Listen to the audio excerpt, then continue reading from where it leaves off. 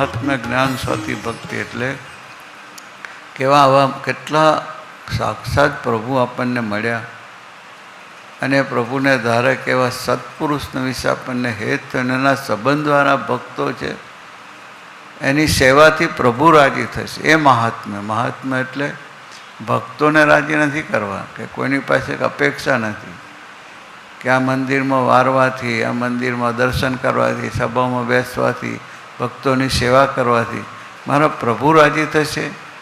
ભગવાનને રાજી કરવાના ભાવથી, એનું મહાત્મ્યથી જે સેવા કરે એ મહાત્મ્ય સ્વાતિ ભક્ત. એની પાછળ અપેક્ષા ન હોય, માનની ઈચ્છા ન હોય, પોતાનું નામ લેવાની ઈચ્છા ન હોય, કશી ઈચ્છા નહીં. કેવળ પ્રભુ તું રાજી થઉં છું એવું મહાત્મ્ય હોય તો એ ભક્તિ થાય. મહાત્મ્ય જ્ઞાને સ્વાતિ ભક્તિ.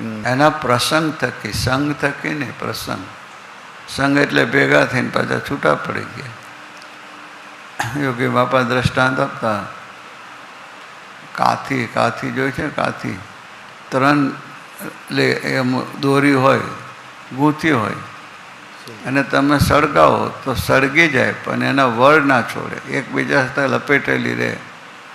એમ ગમે એ બને, ગમે તે થાય તો એવા સત્પુરુષના વિશે ભાવફેર ના થાય, એટલે એનાથી દૂર ના જાય.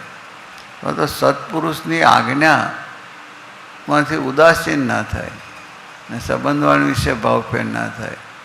એ પ્રસંગ કર્યો. ગમે 5 ખાસડા અમારે ગુણાતન સ્વામી કહ્યું તો ખંખેરીને પાછા આપે, પ્રભુ લો ફરી મારવા કામ લાગશે. એ મહિમા સ્વાતો ભગવાનના સંગમાં રહે એ પ્રસંગ કર્યો કહેવાય.